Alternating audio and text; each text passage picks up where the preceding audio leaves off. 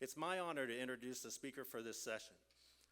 Our next keynote speaker is a former high school teacher who went on to study body language from a retired FBI agent and then wrote 4 award-winning books.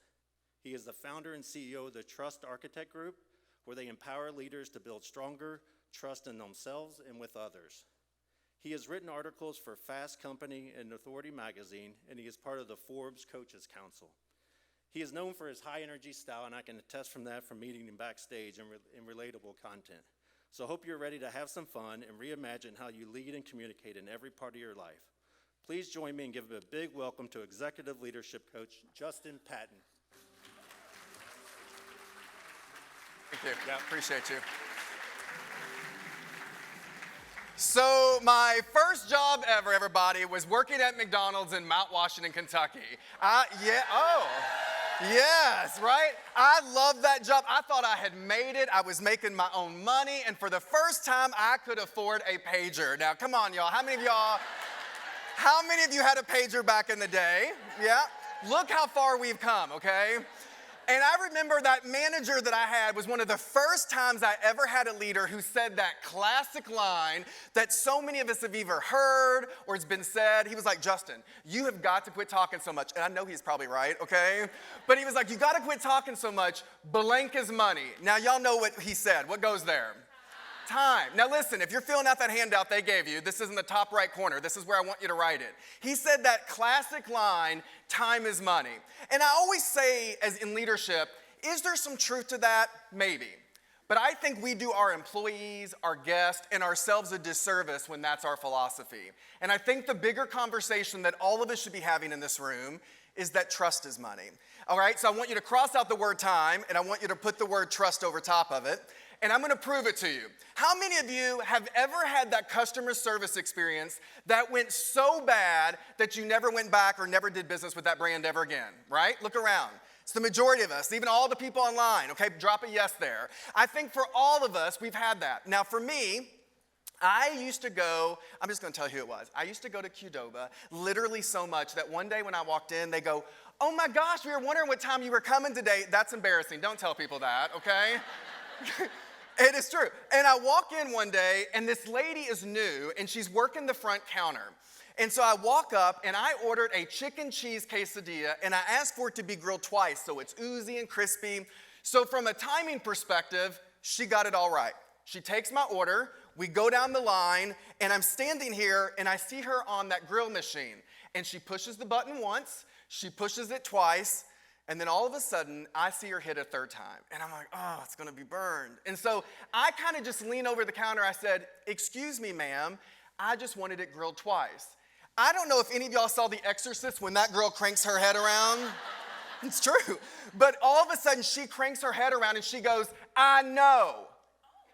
And I remember standing there as that customer, feeling dismissed, feeling like who I was and the loyalty that I'd given this brand didn't matter. And my heart starts to pound quickly, my blood is starting to boil, and all I could think about was, I'm like, I am not going to jail over a chicken cheese quesadilla. It's true. Y'all, listen, I am confident enough in myself to tell you, look at me, I'm wearing plum today. I can't make it in jail. I already know, okay? I cannot, okay? And that better not be the only thing you remember, okay? So I was like, I can't make it in jail. And I was like, keep it together. And so my heart's starting to pound. And then she brings the quesadilla to the front counter, pushes it really slowly towards me, and then does her little Beyonce walk to go help the next customer. And I picked up that quesadilla. I took it into the lobby, I ate my food, and when I walked out of there, I took all of my finances, I took my loyalty, and never went back to them ever again. It was never about time. With our customers, with our employees, it is always about trust. You'll hear me say this a lot, that trust is your biggest competitive advantage. I would even dare to say in your marriage, in your personal life, but also especially in the workplace. Now, one thing I love about speaking in my hometown is we are all family. We can share this real quick, but I want you to turn to the person just quickly beside you and tell them, why might this be true? Why might trust in business, in our personal life, why might that be our biggest competitive advantage? Tell the person beside you, if you're online, I want you to drop it in the chat box. Why is trust our biggest competitive advantage? 30 seconds. Make sure no one's left out.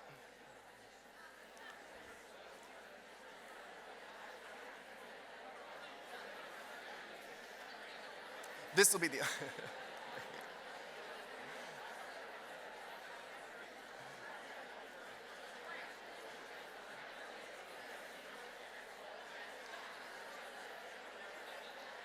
So this is what I want you to know.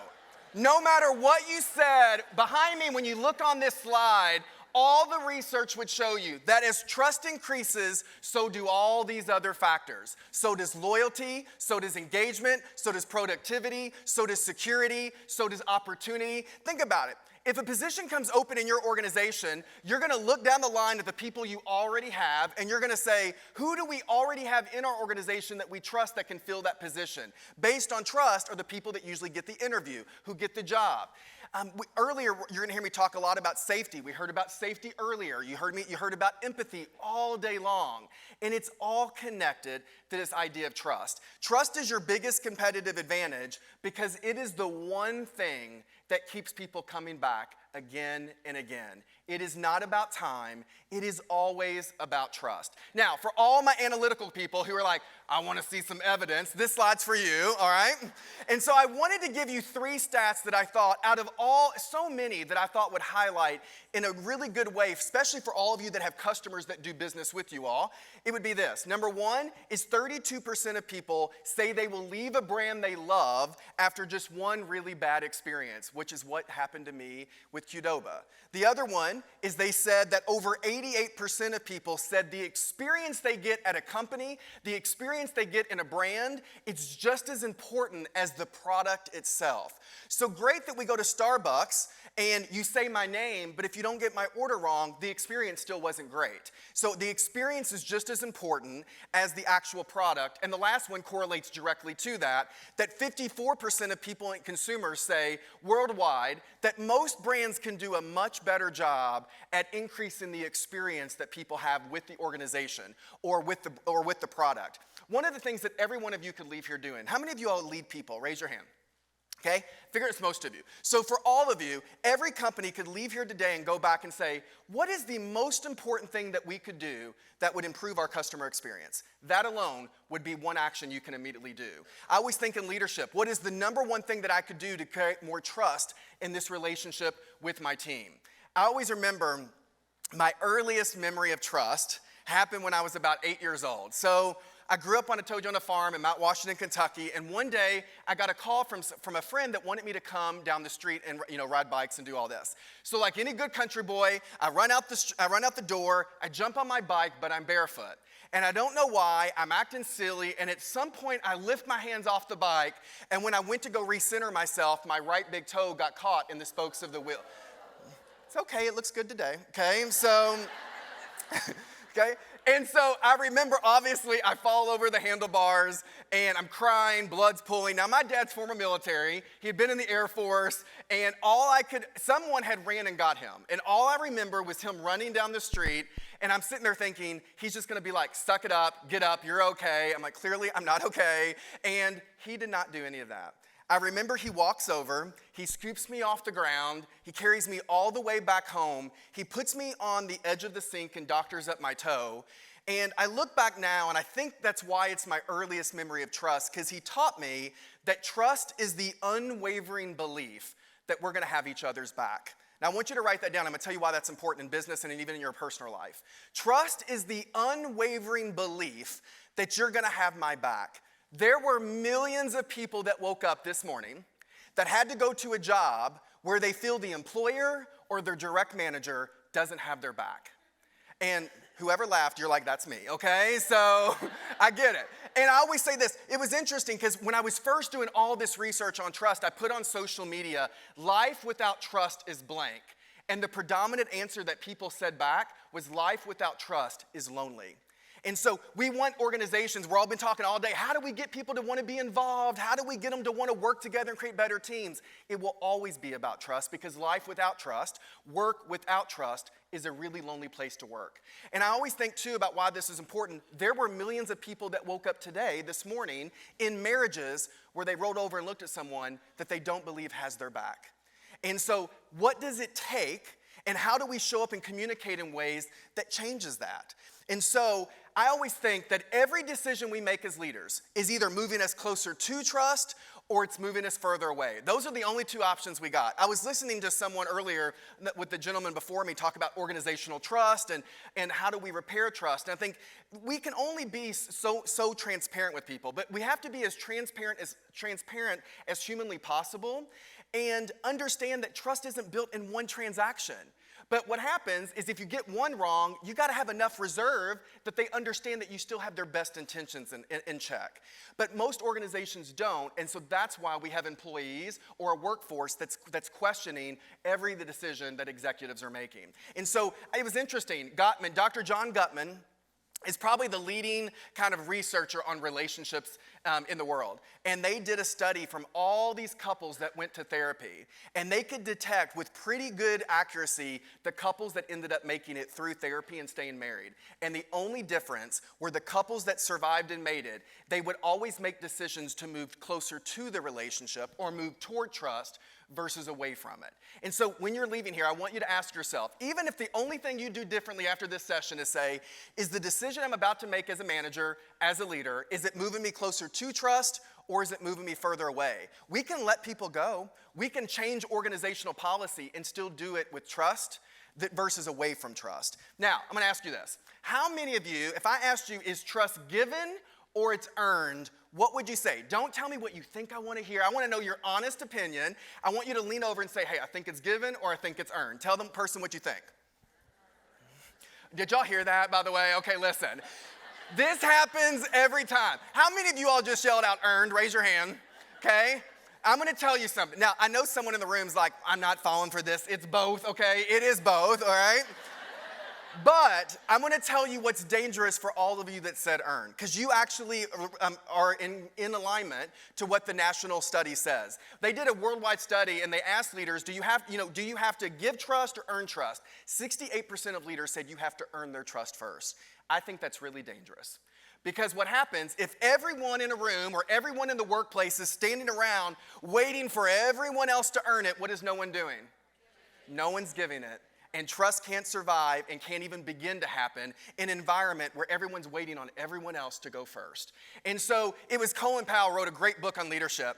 And he said, the very first thing that you should do when you take over a new team is give 100% trust in those people unless you have really credible reason not to.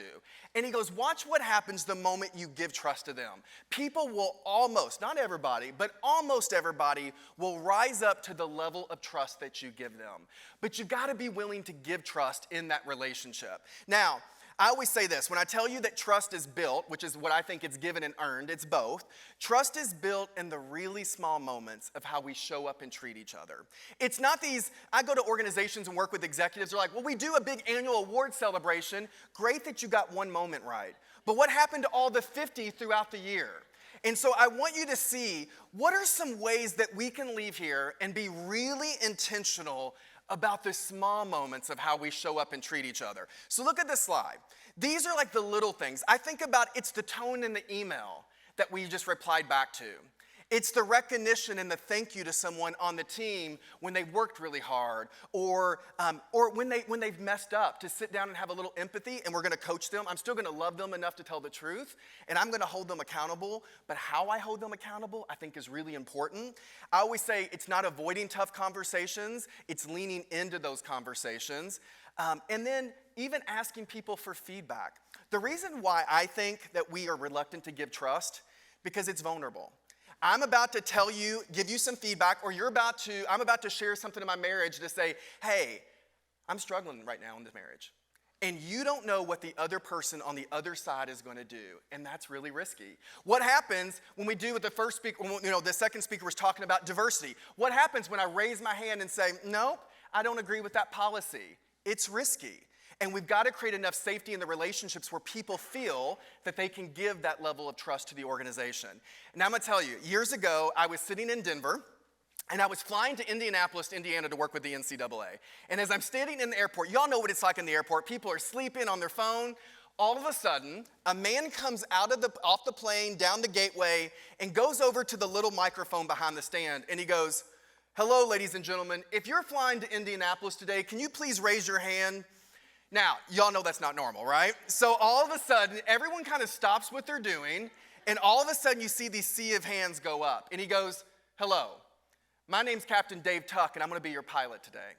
And he goes, one of the things the Air Force taught me in my experience was how important it is to get everyone on the same page before you start a mission. So I wanted to come out here and meet all of you.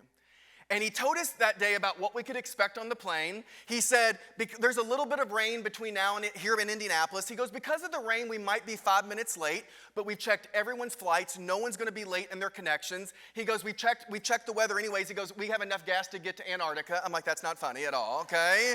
At all, okay? And he goes, and as he goes on, he says to us, he goes, I only have one rule for all of you as you're about to board this plane. He goes, my only rule is that you be kind to each other. Because have y'all ever boarded? Y'all know as soon as they say, ladies and gentlemen, we're about to start the boarding process, it is like a scene of the Hunger Games out there nowadays, okay? It is. And so he was like, I just want you to be kind to each other. And he goes, hey, our flight attendants are on board. They got the plane clean for you. And he goes, I can't wait to see all of you in Indianapolis. When that man was done, I fly every week speaking. It is the only time I've ever seen people around the gate give someone this roaring round of applause. And I step back and I'm like, what did he do in 90 seconds that I think so many leaders don't do? It was all about how we communicated. And I think the leaders that communicate really well and build trust, they do three things, okay? Whether it's as a parent, whether it's in your marriage, or whether it's in the organization. Number one, he was super transparent with us about what his expectations are, what we could expect on the plane. He was super tactful in how we delivered the information. He was also a little just even humorous in the process. And the last one, but maybe even more importantly, he focused on the idea of togetherness, that none of us left that place feeling like we were about to board and we were in it for ourselves. He made us feel like we were part of a team. And I think the best leaders that really build great organizational cultures and great teams, they always communicate in ways that are transparent, tactful, and they're focused on this idea of togetherness. Now, I'm gonna back it up with some research. MIT just released a study, so I reached out to them and was like, hey, can we use this? Because they went on, I think is it Glassdoor or Open Door? But companies do the reviews. Glassdoor. So they went on Glassdoor and they studied all the negative reviews out there and they classified them to what is creating toxic culture in organizations. They were able to roll all the reviews into 5 categories and they're going to relate to the 3 factors of trust that I just gave you. So number 1, they said that organizational cultures that are toxic are disrespectful. Number 2, they're non-inclusive, which is everything we talked about earlier today. They're unethical, they're abusive, and they're cutthroat. Now, I want you to work with me here and say transparency, tact, and togetherness. Let's talk about which one relates to what. So disrespect would correlate to which one? A lack of tact, you're right. So we got people that are in organizations where they don't feel like they're part of a team and they don't feel included. Which ones to go with? Their lack of togetherness. Then we got leaders that sometimes act unethical, which correlates to probably what? Transparency, because they're trying to do stuff undercover, keep stuff away from other people. And the last 2, organizations that are cutthroat and abusive, relate to which tactic or factor? Tact. So here's my whole point, is that the antidote to any toxic relationship, toxic workplace, will always be trust. And it's really getting clear and getting better about how we communicate in ways that are transparent, tactful, and this idea of togetherness. So, in the short time that we got, I want to give you at least one factor or idea that you can do to improve in each of these. But I'm a coach, and everywhere I go, I coach people to think about themselves a little bit differently, have a little more self-awareness. So I want you to be honest with yourself and say, out of those 3, which is probably your area of opportunity that you need the most work in? Now listen, I'm gonna have you share it with the person beside you, but it's not gonna be a surprise. They're gonna be like, Tact, you are Tact for sure, okay? Like, I promise you, if they know you, they already know what it is, okay? So, this is like a 5-second thing. If you're online, drop in the chat box. Which one for you is the one that you need to do a little bit more work in? And for everyone here, just lean over and be like, hey, I think it's tact or transparency or togetherness.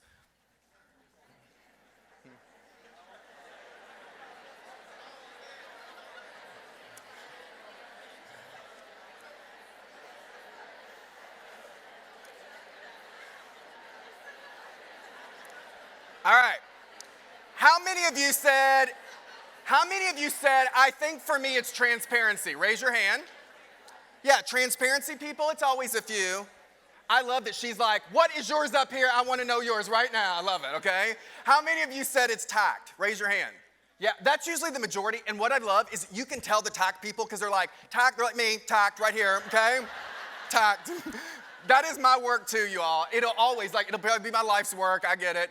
I'll tell you why, especially with all my tact people. This is a whole different workshop, but I'm gonna teach you something. One of the things that I know holds people back is ego. We all got it. Here's what the research will tell you about ego. Ego will always take your strength and turn it into your liability. So for me, my strength is passion. But when I'm not careful and my ego gets the best of me, my passion turns into intensity. And sometimes my intensity, I know you're like shocked, okay? So sometimes my intensity doesn't make it safe for people to open up. And I have to really manage that in understanding how I create trust in my relationships and the way that I coach, all of that. How many of you said it's togetherness? Raise your hand if you were togetherness. Yeah, all right? Now, this is the best leader that I have ever had the chance to work with in my career. If you don't know him, his name is Greg Creed. He's the former CEO of Taco Bell and Yum Brands. Yes, I love him. And I want to give you two, this is one of his quotes, but I'm going to give you another. I was interviewing him for one of my books, and he said to me, and we talked about diversity earlier, and a lot of this is about authenticity, and the line that he said to me, he goes, if you ever have to give up who you are for a job, you are in the wrong job. I love that, right? If you ever have to give up who you are for a job, you are in the wrong job, and they are not worth your time and your attention and your energy. And so the other thing that he would teach everyone in the company about how to deliver great service, he said, the customer experience will never be better than your own team member experience in your organization. I work with companies all the time. Yeah, right? I work with companies all the time who are so focused on delivering great customer service, and I think that's important. But they completely forget about and give their own employees a second-rate experience. And understanding that if their experience is better, everyone's experience is even better, which I know that's the reason you're here. So I want to give you one tip under each transparency, tact, and togetherness that I think you can do differently as you go back. So for all my people that said, hey, transparency is a little bit of my work. This is your ability to be open and honest with other people in your life. It's and I heard one of the speakers say this earlier. These are the people that sometimes, it's not that they lie, it's that sometimes they bury their head in the sand and they don't say the things they need to say. Or they don't speak up on things that they know they want to speak up on for whatever reason. And if trust is your biggest competitive advantage, I want you to know that silence is your biggest threat. Every relationship, every workplace, if trust is your biggest competitive advantage, then silence is your biggest threat because it leaves people second guessing. They don't know where they stand. They don't know what your opinion is.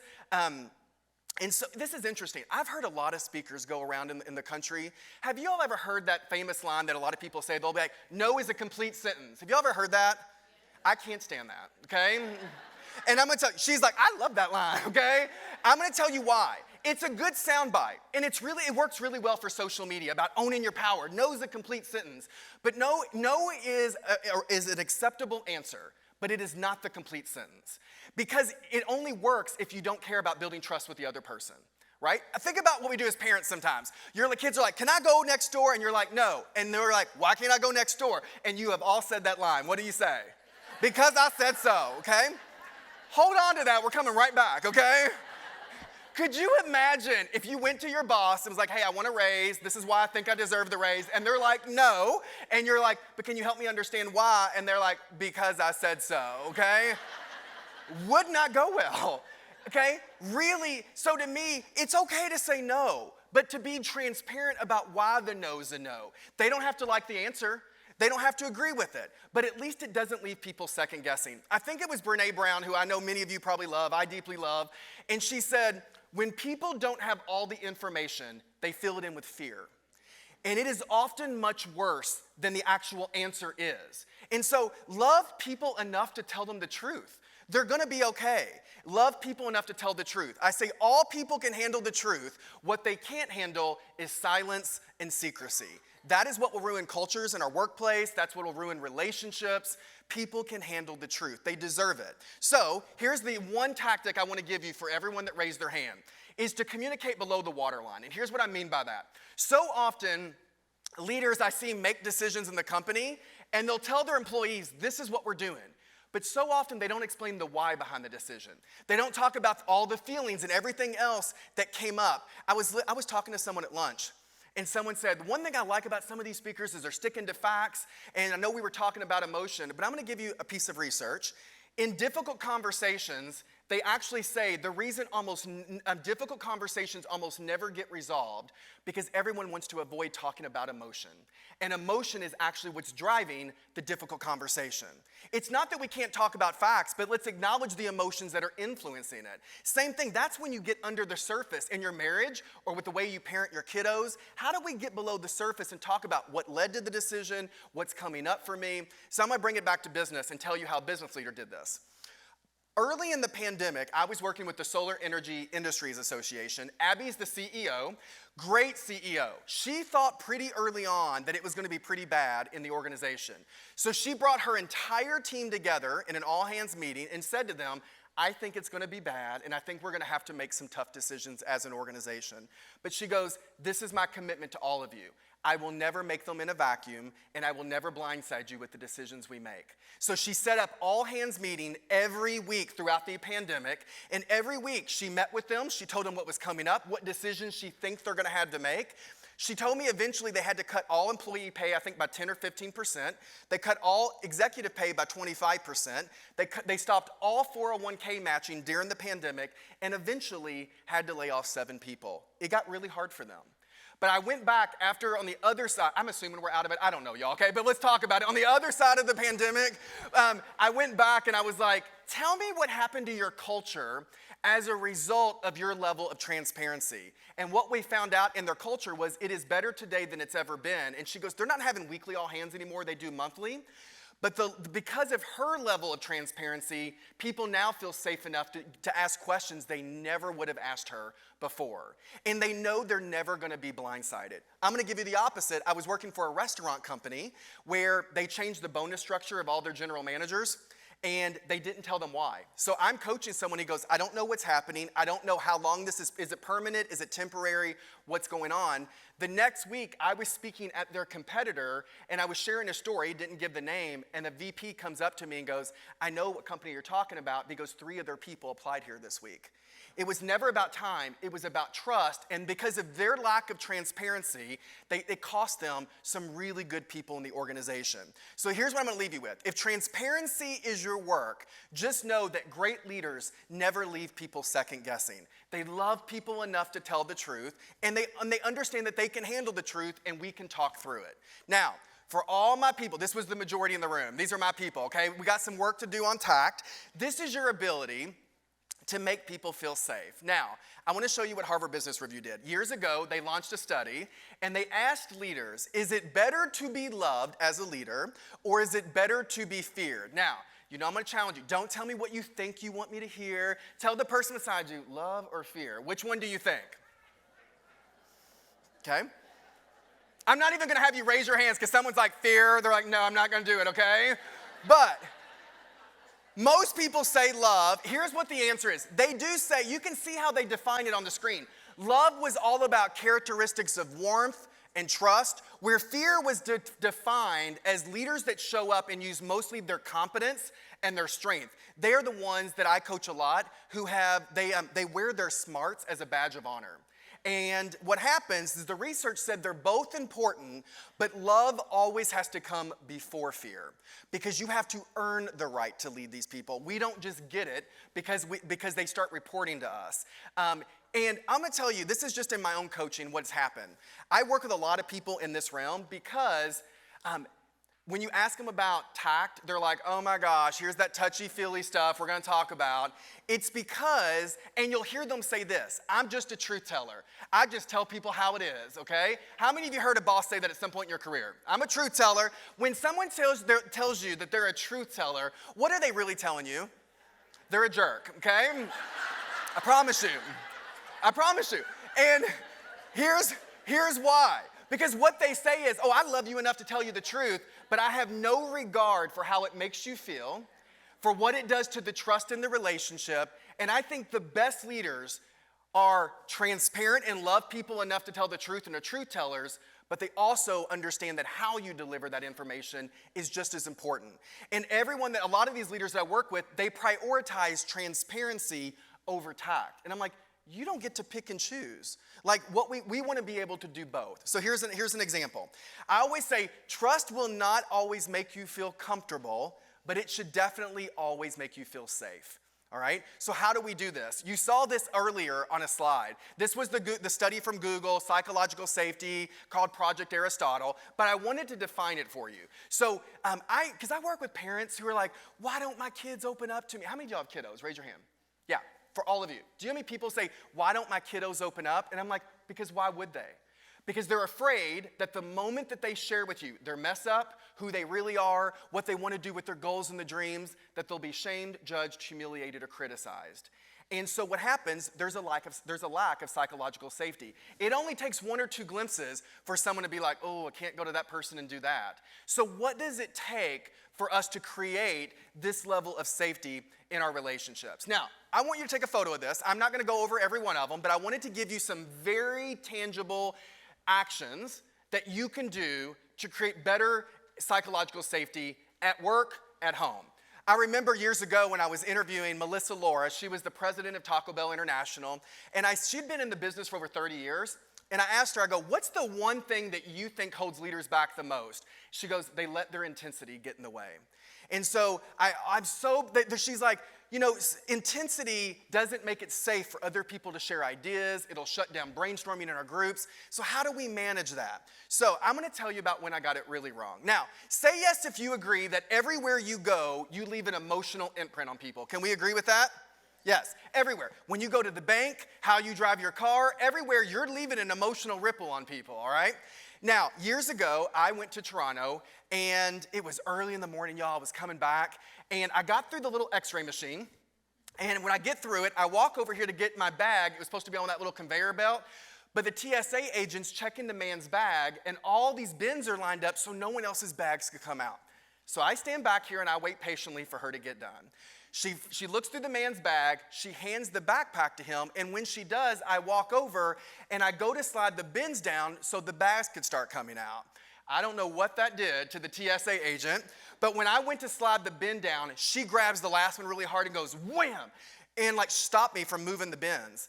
I jerked my head up in my Kentucky Southern passive aggressive way, and in my head I was like, bless her heart, no, she did not just do that, okay? And you're laughing because you're my people, because you know what bless your heart means, okay? Okay? And without thinking about it, I lost all judgment. Without thinking, I was like, I'll show her. I stacked every bin on top of one another, slid the last one down and said, fine, I'll do your job for you. That did not go well, okay? Did not. And I remember standing there, and she and I are yelling in the middle of the Toronto airport, and I finally get my backpack, and I take 20 steps over here, and I stop. And these people are going by me, and I'm standing there going, I teach people for a living to take responsibility for the energy they put out. I didn't. So now I have a choice. I know how I am. I'll obsess about it and be like, I shouldn't have done that. Or I'll go back and own my part in this dysfunction. I still to today do not agree with her actions, but it was never about her. I walked out of the truth of who I was. No one did that. I did. So I don't know if this is the right method, but I start making my way back to TSA, okay? Yeah, you know it's not going well, okay? So I get back over here.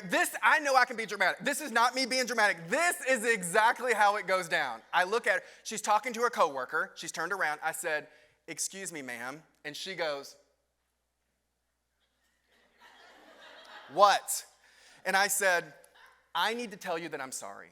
You did not deserve the way that I talked to you, and I owe you an apology. And she looks at me and she goes, well, I don't accept your apology. Now, you all know what I was thinking, right? Bless her heart, okay? So I closed my eyes. So if you heard the bio, I studied body language from a lady in the FBI. I'm going to give you some stuff later. But this is called eye blocking. I just shut my eyes for a moment so she's not there, okay? I pull it together and I look at her and I said, ma'am, you don't have to accept that, but I just feel like I owe that to you and I want to tell you that. And I said, I hope you have a good day. She looks at me and she goes, well, I hope you have a bad one. And she walks away and I was like, who does that to people, you all, okay? But it taught me a really valuable lesson. First of all, it is a great story now, okay? It was not then. But years later, we are not going to always get it right. But when we don't get it right, do we slow down long enough to make it right? That's number one. And the other thing is this. Most people in your life are never going to know you at the level of your best friend or your partner or your kiddos. Most people in the organization and even in our community are only going to get glimpses of you. And based on the glimpses that they get on social media, through the way you respond in email, how you drive your car, based on the glimpses, you were like, oh gosh, okay. Based on the glimpses, they will decide, do I trust you? Are you the type of leader I want to work for? Is that the type of organization I would want to join? But I don't think you'll hold yourself accountable unless you do this exercise. This is the most important exercise I do with everyone I've ever coached. And I want you to see it in action. So I'm not going to just do me. I need a volunteer. Someone come up here. Give her some love, y'all. Thank you. All right. Not planned. Have no clue where it's going to go, but we're going to try it. All right? Tell me your name. Aaron, Justin, nice to meet you. Let's come over here. So here's this microphone for you. I'm just gonna ask a question. And the question's gonna be important because every one of you that lead people can go back and do this same exercise with your team, all right? Aaron, I want you to think about a time in your life that you really feel that you showed up your best. Now, I'm gonna give you some examples, okay? Okay.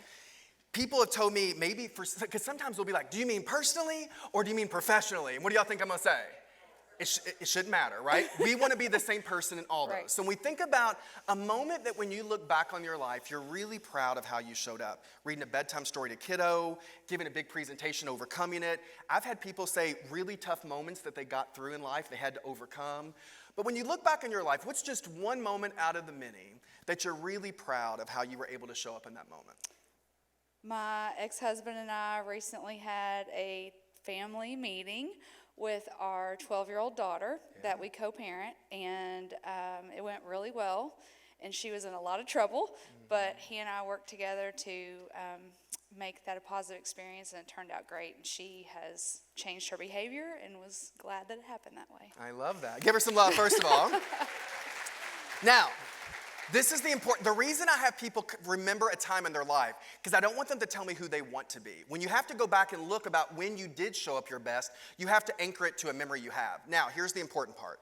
What were the top 3 actions that you were demonstrating in that moment with your ex-husband and your daughter that allowed you to show up your best? Here's an example. Some people have said, there was safety, I was fully present, I had confidence.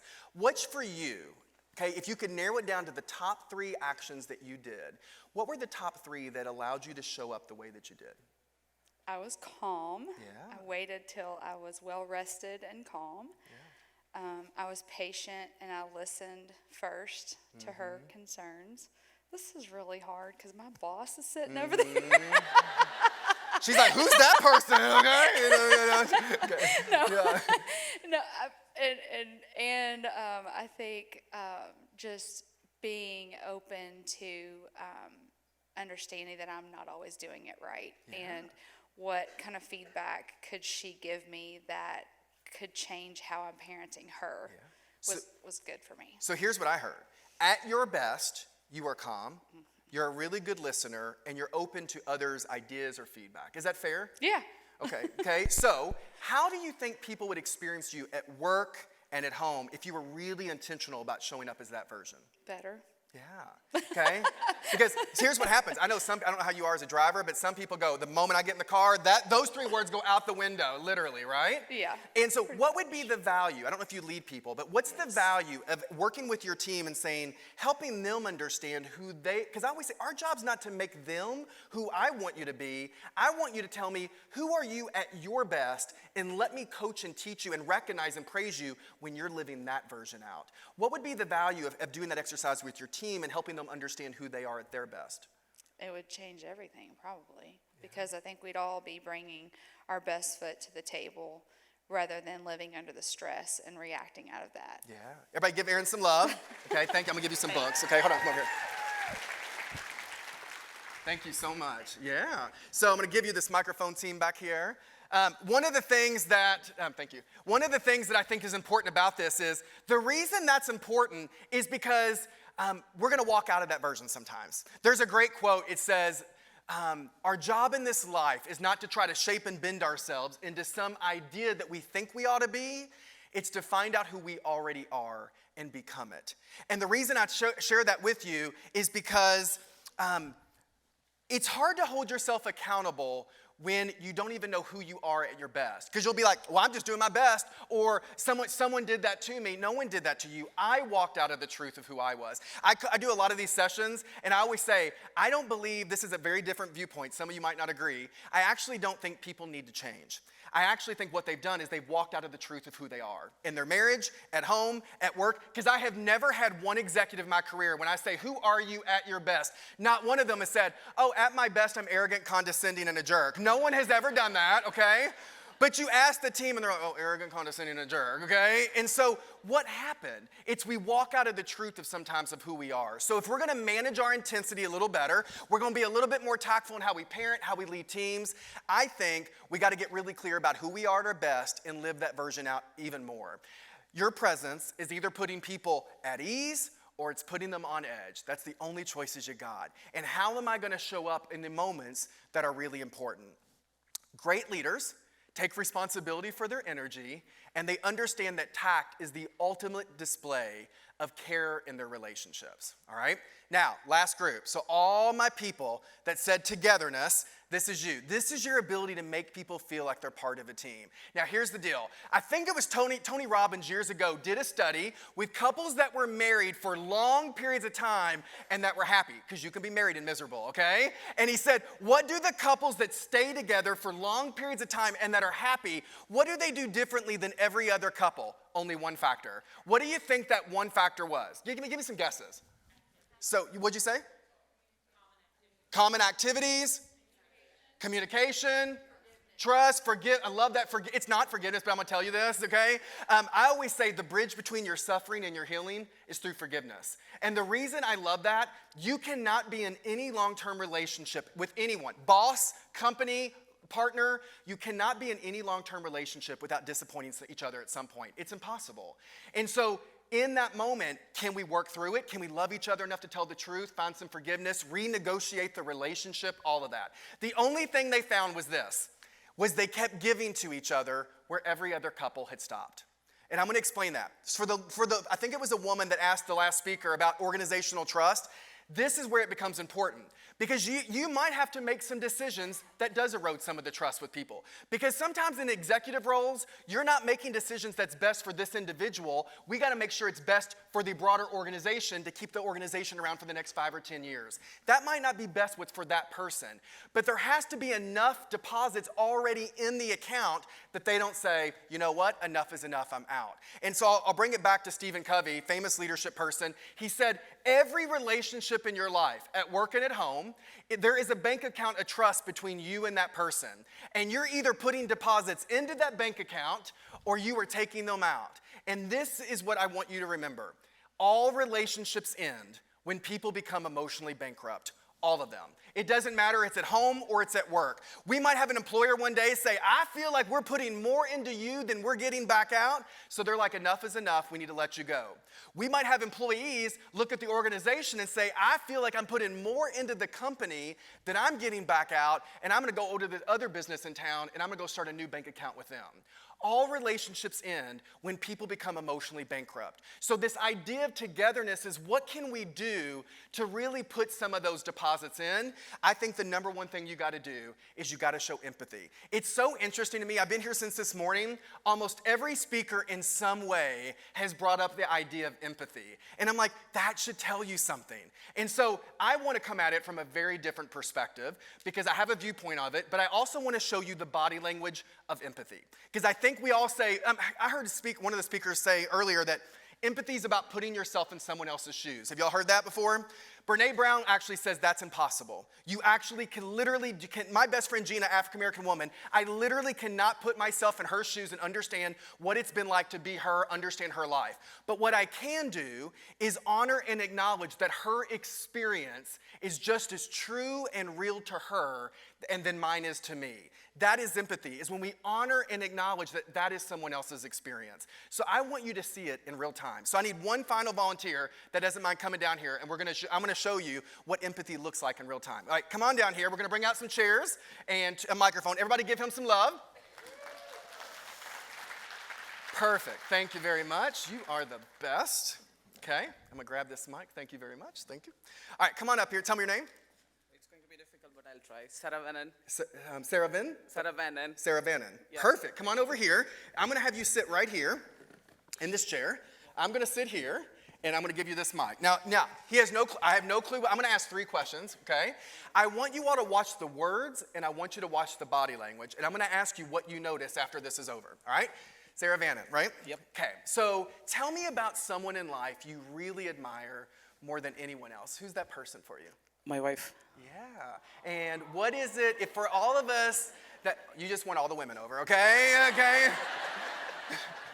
For all I the will not women, tell her. yeah, for all the women, or even the men that don't know your wife, what is it, if there was one thing we should know about her, what should we know about her? She never expects but gives always. Yeah, and it's probably, I can even tell the level and sense of pride that you have about someone who's really probably selfless and is always giving to other people, and sometimes maybe even sacrifices themselves to help other people out. That's true. Yeah. Tell me about, I'm gonna go back to the pandemic, right? Crazy couple years. What was the hardest part of going through the pandemic for you that maybe other people didn't get to experience? My mom is not living with us. She's in India. So I always think about her because I comes to know like people are dying because of COVID, all the health impacts. So that was very difficult. Every day I call and check with her, hey, are you doing okay? And whenever she says like, I'm having cold, fever, I always worry about that and I cannot sleep. Yeah, and it's probably emotionally overwhelming to know someone so far away that you love so much, and you want to make sure they're taken care of. Yes. Yeah, last question. If, based on your journey and life experiences, if you could give everyone in this room just one piece of advice that maybe you've had to learn the hard way, what is that one piece of advice you'd leave everyone with? So one of the things that I learned is we all go through difficult situations. Say I have a bad time with someone sitting in my friend, or like say you are my friend and we had a bad situations. Don't stop your communication channel, because communications is not always one way. It's always 2 ways. So you need to show that.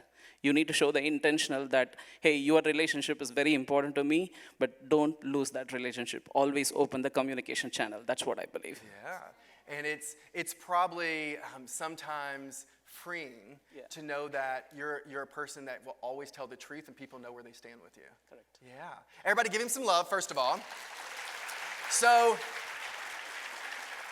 I'm going to challenge everybody in the room, so I want you to stay here. If I asked you right now, what is the most honest part of the body, what would you tell me it is? Okay, raise your hand if you think it's the face or the eyes. Raise your hand, okay? Y'all know I'm setting you up. It is not, okay? Our whole career, we have been told, look people in the face and eyes. But the most honest part of the body, anybody guess? Okay, it is your feet. Okay, and I'm going to prove it. So does this energy feel different? I'm looking at you with my face and eyes. Does this energy feel different than if I turn to you and I just talk to you like this? Does it feel different to you? Yeah, because you're focusing on me. Of course. You're showing intensity and you're just focusing on me. That's it. Yeah, I'm all in. So part of creating empathy, there's 4 body language gestures I want all of you to write down. Number 1 is I would point my feet directly to people. Number 2, we lean in. Here's why. Body language is not what you want it to mean. It's about perception. So what's the perception when I lean in? That I'm interested. I'm engaged, right? That's number 2. Number 3 is eye contact. Now, can be different for different people, but I want to explain something. Out of 100% eye contact, how much should we consistently maintain with someone? What do y'all think? I heard 50, 75. Okay, whoever said 100, that's creepy. Stop it. No one likes it, okay? Here's why. All the research would say I'm not worried that you know the number, but it says between 60 and 70% because anything above 80 is considered intimidation. And if we're trying to create safety, which is about trust, if I can tell that you're opening up and talking about something difficult, what might I do sometimes with my eye contact on purpose? I actually break it on purpose because my job is to create safety and connection. And then I look up and I'm like, wow. I didn't know that you had to experience that during COVID. Thank you for sharing that. right? And then in this moment right here, there's one final one. Men, pay attention. This is one of the biggest gender differences between men and women. Most men, when they talk, they only look straight forward, and the only time they nod is when what? When they're wrong, okay? Okay. You just come to all these programs with me, okay? Okay, it's when they usually agree. They're like, yes, I get it, let's move on. Okay, only men in the room answer this. When you're talking to a woman and she tilts and nods her head slowly, how do you interpret that, man? What does that mean to you? Okay, it's why y'all gonna get divorced. I'm about to help you. I'm saving some marriage, okay? We're gonna save some marriages today. This is not like you're in trouble unless they do it quickly. This means you better hurry it up, okay? This right here, when you tilt and nod your head slowly, this is empathy. This is, I get you, I understand, tell me more about it. And so I'm gonna end with your section with this. I also want you to listen to the words that I said every time that you responded. So I said, you talked about your mom, and I said, well, yeah, it's probably emotionally overwhelming to know that she's somewhere else and you're dealing with all this, wanting to make sure she's okay because you love her. Every time I used this formula, how did he respond? What was his answer? Yes. And anytime someone says yes to you, what are they telling you? You see me, right? My favorite line, I'm gonna switch the next slide because that's where I want to end with us. The next slide is my favorite of all time. And it's, if I had to teach one quote for the rest of my life, it would be this. Oprah said, everyone in life just wants to know three things. They want to know, do you see me? Do you hear me? And does what I say mean anything to you at all? And so I just want you to know, Sarah Vannon, that we see you. Thank you for having the courage when I know it's difficult to get on stage in front of people you don't know, to share your story. We wish you, your wife, who's so loving, and your mother a really great life, and we're really thankful that you taught us a really important lesson here. Everybody give him some love. I got some books for you, so hold on one second. Hold on. There you go, brother. Thank you. All right, we can come and get these if you don't mind. Thank you all so much. And I won't make you do that work either, okay? So here you go. Thank you. All right, so we're going to bring this home with a couple things. So favorite quote of all time, and then I always say trust is all about, well, the idea of togetherness is all about making other people feel seen and really feel included. That's what togetherness does. When I went through my executive coaching certification for coaching, they actually taught us that formula that I just showed you. They said that is the most important thing that you can do in coaching to build immediate trust with people in the conversation. I don't have to agree with him or agree with the person I'm coaching. I honor and acknowledge that how they see the world is true to them, and it's important, and you build instant connection. So, I want you to know why I titled the book. I believe you're all going to get a book as you walk out, but when you get the book, it's called Your Road to Yes. And I want you to know why I titled it The Road to Yes. Because I was like, I think all leaders that really build trusting relationships get to yes. But I was like, how do I make it simple or easier to do when it comes to trust? I think there's three questions you have to ask yourself, and here they are. Number one is, do you take people with you on the journey? Now, the reason why that's important, I know it's not going to surprise you. I'm a mama's boy. That's my mama right there. And what's hard is the last year she got diagnosed with early Alzheimer's. And so the woman that I know is no longer the woman that I've known my whole life. She's an amazing cook. She can't cook anymore. And it was funny, the other day we were at the house and she saw something, the word mental illness, come on television. She looks at my sister. She goes, Susan, mental illness, you and me. And I don't know where it came from, y'all. And I don't know why she said it about my sister, but I loved it, okay? It's like, and I always say my goal in this process is just to love every version that I get, whatever version that is that day. Thank you. But we have to have very different conversations as a family.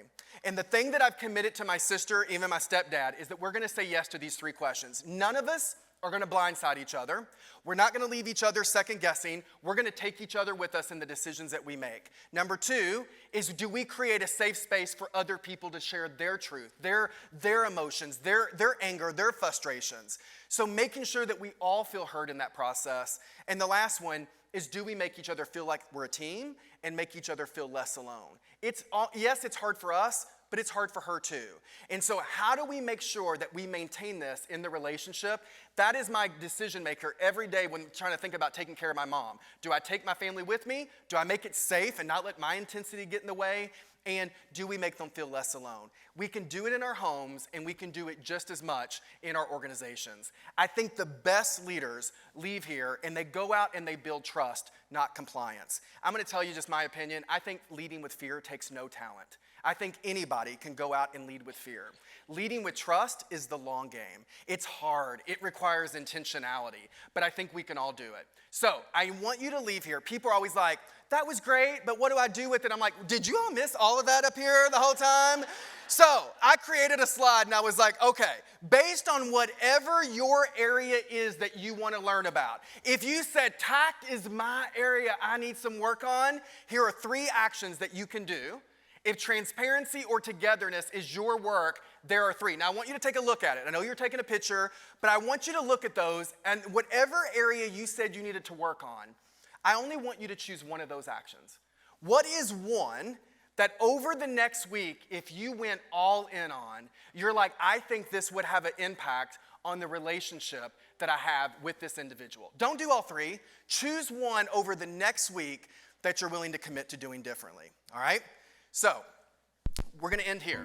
I always tell people that you didn't have to come to Leadership Louisville today and to come to Summit. So thank you for showing up here for yourself. I hope that you leave as a better parent, a better leader in your organization and in this community. But more importantly, I know the past couple years have been crazy for all of us in this room. We faced a global pandemic, supply chain issues, staffing challenges, and I know for all of you in this room that raised their hands saying you were a leader of other people, you had to deal with all of that while still dealing with your own personal stuff in the process. And I think sometimes we don't tell people how hard that was or how much we appreciate them. So I just want you to know me, the Leadership Louisville team, we understand how hard that was, and we see what all of you done for this community. Now listen, someone out in our community right now needs you to go out of this room and build trust with them in only the way that you can do it. Prove to those people that relationships built on yes change everything. Love them enough to tell them the truth, create a safe space for them to open up to you, and help them feel just a little bit less alone in the world.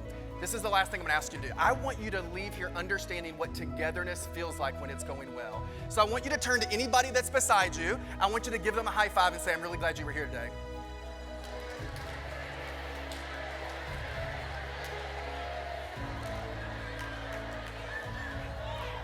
So, go out there, keep making your mark, and remember, always do it through trust. Thank you all very much. I appreciate you.